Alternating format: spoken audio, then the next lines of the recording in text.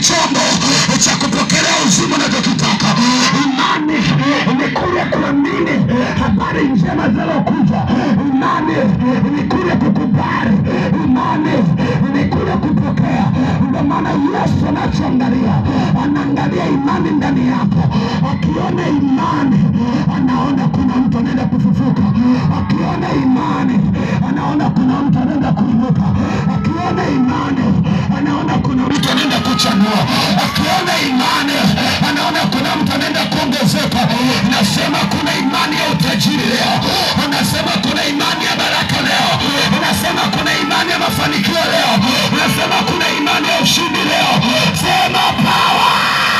Sema power. Sema power. Haleluya. Haleluya. Lazima mauti ziondoke. Lazima mauti ziachie watu. Sema amen. Sema amen. Kuna mauti ambazo zinaweza zikakaa ndani ya mtu. Kwa nje anatembea ni kama yuko hapa. Watu wamejikatia tamaa. Usione watu nakula nao hivyo. Usione watu nacheka nao hivyo. Usione watu natembea nao hivyo. Kuna ndani watu wamekata tamaa. Wana misiba ya chumbani. Wana misiba ya sirini. Ni vile tu hawasemi tu. Ni vile tu hawaongei tu. Lakini kuna watu mpaka walari. Watu mpaka wasinzii. Hawana hata usingizi mzuri. Kila kukifika jioni usiku, mandoto ni ajabu. Wengine wanakimbizwa, wengine wanazikwa, wengine wanafukiwa, wengine wanawekwa kwenye majeneza, wengine wanaondeshwa vitu vya ajabu ajabu, wengine wanalishwa mavyakula ya ajabu. Manake kuna roho za mapozo ulimwengu wa roho.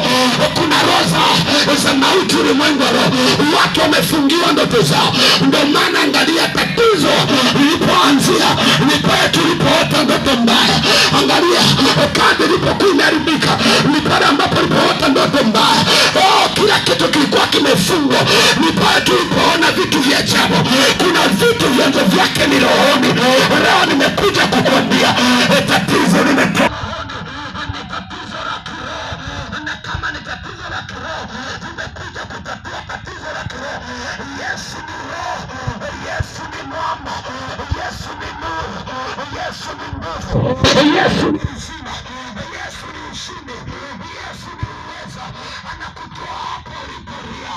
Mwambie mwenzio usiogope. Leo ni leo. Mwambie mwenzio usilie. Mwambie leo unafufuka. Mwambie leo unakuwa hai. Mwambie leo unakuwa na nguvu.